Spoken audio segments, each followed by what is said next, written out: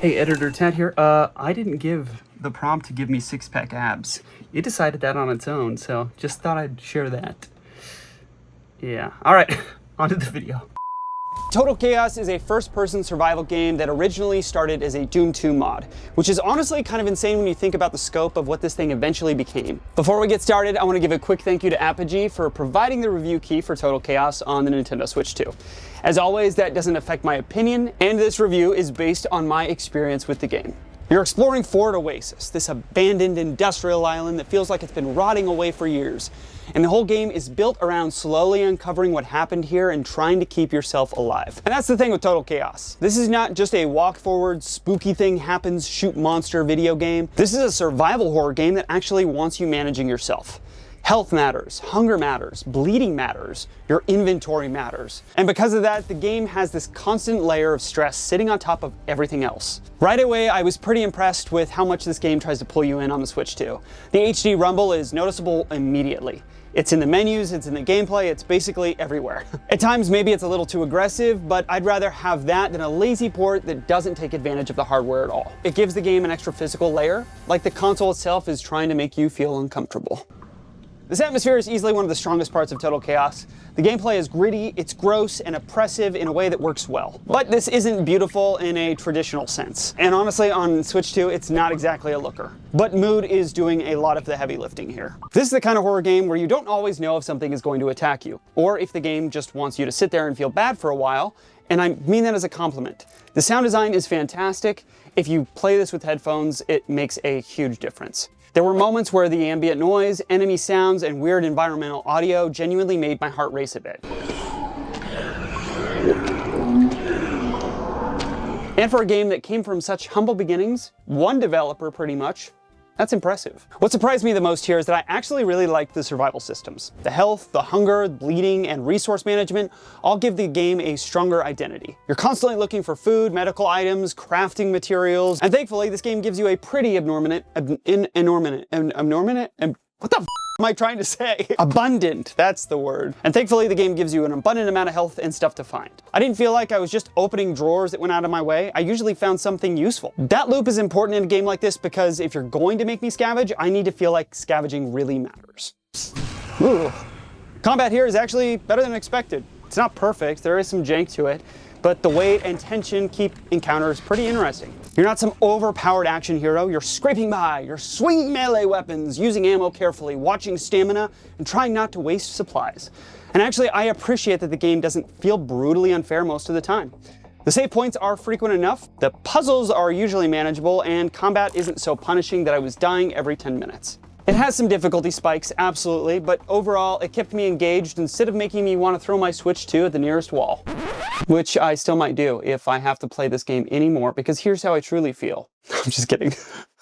That is actually how I feel. But here's what we need to talk about. We need to talk about crafting, because this is where Total Chaos starts to test my patience. I like the idea of a crafting system. In theory, it fits perfectly. You're stuck on this nightmare island collecting random junk to turn it into something useful. But the actual process, man, this has to be way clunkier than it needs to be. The game often shows you what you can craft through these items, but it doesn't always clearly explain what the items are. So I found myself looking at things like, is this a box? Is this a broken knife? Is this a machete? What am I looking at? Tell me, for the love of God. And then selecting items, quite frankly, is nasty. There's a lot of nasty people here on this island. God, that doesn't sound good. And then selecting items and moving them around is just slow. And it feels like there should be a much simpler way to do this, like with the touchscreen, for example. I'm not sure why they didn't implement this here. Give me one button move or something into the crafting section. This is one of those areas where I don't think the crafting idea is bad at all, but the interface fights you. And that's frustrating because the rest of the game already has enough tension. I don't need the menu to be the scariest monster in the room. Now, as far as the Switch 2 version, specifically this is where I start to get a little bit more mixed. Visually, Total Chaos is not going to blow anyone away. I know this isn't a giant AAA horror game and largely developed by one person, person, which is incredibly impressive. I want to stress that. And I'm not expecting this to look like Resident Evil 4 or anything crazy, but even with that in mind, the Switch 2 version can sometimes look pretty rough. There are moments where the lighting and atmosphere absolutely work, but there are also a lot of muddy textures, flat environments, and scenes that look like they're missing a lot of details. At times, this honestly looked like it was something out of the PS3 era. But the biggest issue I have of this entire game is the brightness. Listen, horror games can be dark. I get that. But there's a difference between atmospheric darkness and I cannot tell when I'm looking at darkness. On Switch 2 especially, the default brightness is way too dark. The game starts looking washed out and weird if you do increase the brightness, and it feels like you're breaking the image. But this Switch 2 version doesn't always render that darkness in a way that feels clean. So you end up stuck between two bad options. Keep the intended atmosphere and struggle to see, or you increase the brightness and make the game look much worse. That's definitely not ideal. But it really honestly wasn't until I found out that you're just supposed to play this game on default brightness. I played through the game once and then I went through it back a second time, knowing what I already know now about the game. And for the most part, you're supposed to keep that default brightness on. The game will lead you where the lights are and you're supposed to follow those lights. You don't really have to explore in the dark. If a section is super dark, you don't need to go there. This is not something the game tells you, but something you have to find out yourself. Performance is also not exactly perfect. You do have quality and performance options, but neither one of those felt like a magic fix. Quality mode can still judder, and performance mode may always aim higher, but it doesn't always feel consistent. I wouldn't say that the game is unplayable. I enjoyed parts of this game, and I still wanted to keep going. But for a game launching on Switch 2, I do expect a little bit more stability. And that's kind of the frustrating thing with Total Chaos on Switch 2. Underneath the technical roughness, there's this really interesting horror game here, but this port doesn't always present it at its best. One thing that I do want to shout out here is gyro aiming. I'm always happy when a Switch game gives me gyro options, and when you get it working here, it's a great addition, but figuring out the setting is more confusing than it should be. To get gyro right feeling on your Pro controller, you need to mess with motion controls and control space setting. For the Joy-Cons in handheld mode, you're dealing with local space.